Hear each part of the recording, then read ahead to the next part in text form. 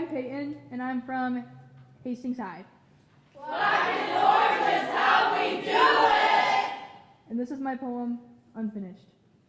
Band-Aids are cool, but skin can heal itself. I stole that line from my friend Jade. Hi, I'm Peyton, and this poem goes unfinished.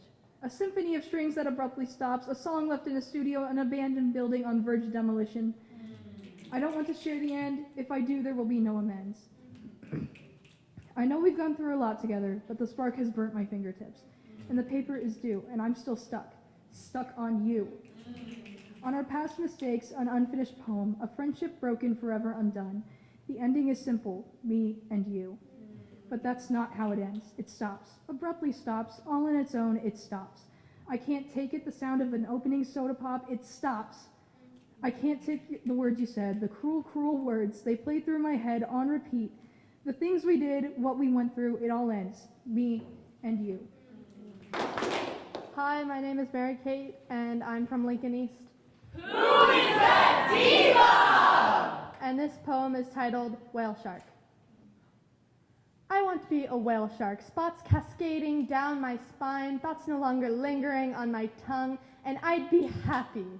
I want to be a whale shark. That's normal, right?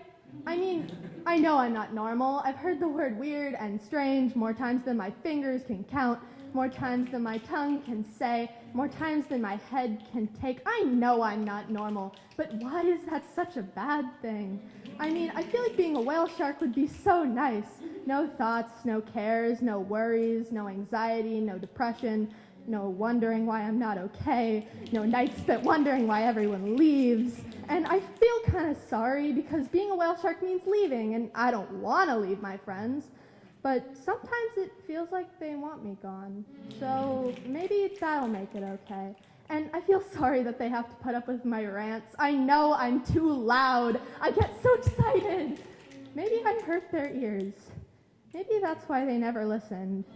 Maybe that's why she left. And I'm sorry if sometimes I'm too tired to push back the walls, but life's grubby hands keep trying to suffocate my heart, and it's not okay anymore. So I'm sorry if I want to swim. I'm sorry if I want to live. I'm sorry if I want to look like a creature whose face is an emoji. I'm sorry if I'm too much. I'm sorry if I'm not enough. I'm sorry if I'm not watered down enough for you. I'm sorry if I want a life different than the one laid out for me, but those blueprints aren't mine. So I'd rather take the open ocean than the bustling city because no one there will call me strange. No one there makes me feel worthless. So let the spots cascade down my spine, let thoughts no longer linger on my tongue, and let me be happy. I just want to be happy. Is that really too much to ask?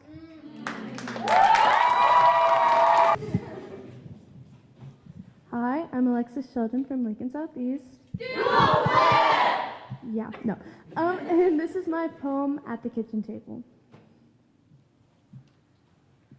A long drag of a cigarette.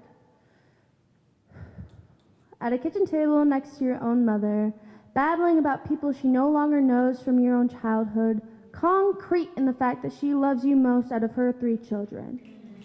Deafening yells from your father across the smoke-filled house, every time your mother gets up and sees what he needs, finding herself almost a maid to the man she married. Giving indifference, you keep smoking Marlboros at the kitchen table, hacking coughs from your lungs, your daughter's lungs, your mother's lungs. Impatient wavers from your daughter sitting across from you at the table, jumpy, as if every yell was for her personally. You stare, she stares back, knowing that she thinks that she is your favorite out of your 3 children. Lacing smiles in the silence, a seamstress, like the time you taught her how to sew. Mother walks in looking bone weary, a skeleton with skin, as you would say. Nodding, she sits back in the chair and you resume your conversation, only stopping and thinking when your daughter tries to cut in. Pearl skin hazy from the smoke, skin you once had before the tanning beds and cigarettes. Quiet permeates the room as you stare. She stares back. Your mother gets up, reaching the refrigerator to make her husband dinner and her daughter a meal. She watches the kitchen table from where she stands behind a stove, tearing up for she only sees 2 kids sitting across from each other at the kitchen table. An age to the point of teenage years when you had your first child, your son, vaguely a mother to 3 children you didn't want, wading into the worry that you have wasted your life, you take another drag of cigarette. Anthrax-hued wallpaper peels as you smoke, as your daughter coughs, your mother cooks, you smoke.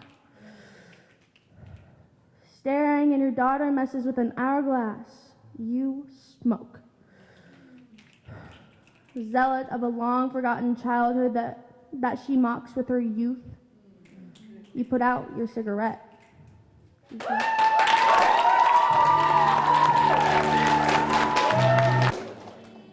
My name is Lee Penn. I'm a freshman at Hastings Senior High. Black and orange is how we do it! And this is my poem, Color Doubles. Red as in love, we feel for people after they stay in our lives when a big change happens. Orange with its wonder of animals and humans alike when we discover something new. Yellow as hope when passing by your favorite restaurant on a drive with mom.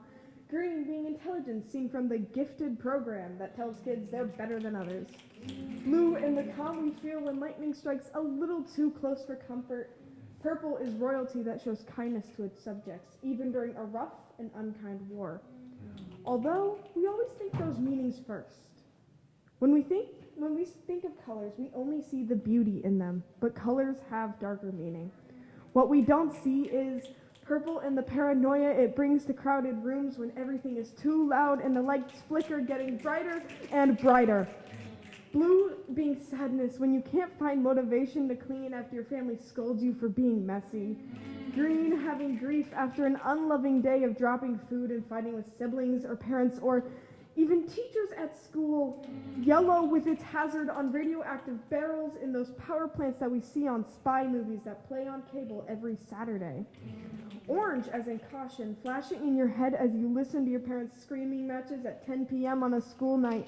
Red meaning anger in shows and movies when a character finds out they were lied to by their best friend. But even then, every color has their double meaning. Like a rainbow after a hurricane, and despite everything, colors are seen in appearances too, distinguishing everything from one another. Red cheeks from the blood rushing in our faces to keep us alive and warm. Orange hair that takes up 5% of the earth and is easy to spot in large crowds. Yellow teeth that are signs of health to a certain extent, confirmed by dentists. Green eyes, rare but gorgeous like nature, scattering the globe. Blue veins, an important part of us that we don't appreciate enough. Purple eyes, a rare trait spotted in albinism here and there. Again, double meanings are real. They exist in emotions and looks, even thoughts and words, leaving us terrified or sad, maybe even cut or broken. Purple is bruises on our delicate skin after a fight with a bully or in our heart after an argument with our parents. Blue is tears in our eyes when something expected to be perfect and amazing goes horrifying and awful. Green is illness, both on our bodies and in them, from a cold, wet, or germs from sharing utensils. Yellow is skin when our liver fails us, causing a hospital visit where tens of doctors visit your room, not a care for your privacy. Orange is scars left behind from others and or ourselves after we reach our breaking points. Red is blood that seeps through our wounds painfully, a bitter taste on our tongue as we try to stop the bleed. We are the rainbows of the earth. Using every color to our advantage, we are our own destinies, praying that one day every color is loved and appreciated.